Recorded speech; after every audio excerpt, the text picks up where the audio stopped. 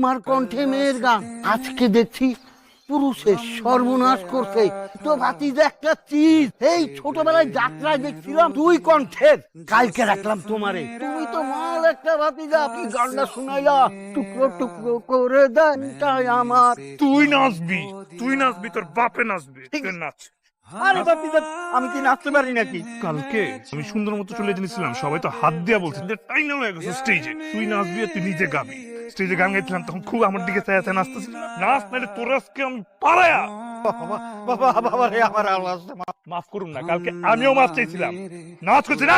করে দেয় মনটাই আমার, টুকরো করে দেয় তাই আমার। ঘর ঘর টুকরো টুকরো টুকরো করে দেয় মনটাই আমার, টুকরো টুকরো।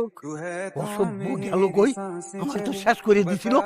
না না না, 10,000 টাকায় আমরা ফিতা কাটতে দিব না। শুনেন শুনেন শুনেন, ঘটকের সাথে আমার সময়ই কথা হয়ে গেছে 10,000 টাকা। এই যে hello, excuse me, who is ঘটক? আমি কোনো ঘটককে চিনি না, তো আমি এখানে মেন, আমি যা বলবো তাই হবে। আমার 50,000 টাকাই দিতে হবে। টাকা কাটতে তাহলে আমরা চলে যাবো না।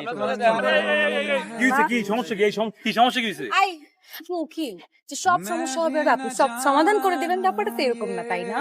সাধারণ মানুষ কি এটা সমাধান করতে পারে না? বিআই জোত রিমান্ড, পুরান ঢাকা কোর্ট, সুপ্রিম কোর্ট, কি সমস্যা বলেন, আমি চেষ্টা করি সমাধান করতে। আমি যদি আপনাকে একটা কথা বলি, সেটা তো আপনার রাখা উচিত। অবশ্যই। আচ্ছা আচ্ছা ঠিক আছে, কি শুনি বলেন। শুধু এখানে সবার সামনে মিষ্টি করে বলবি, আই লাভ ইউ।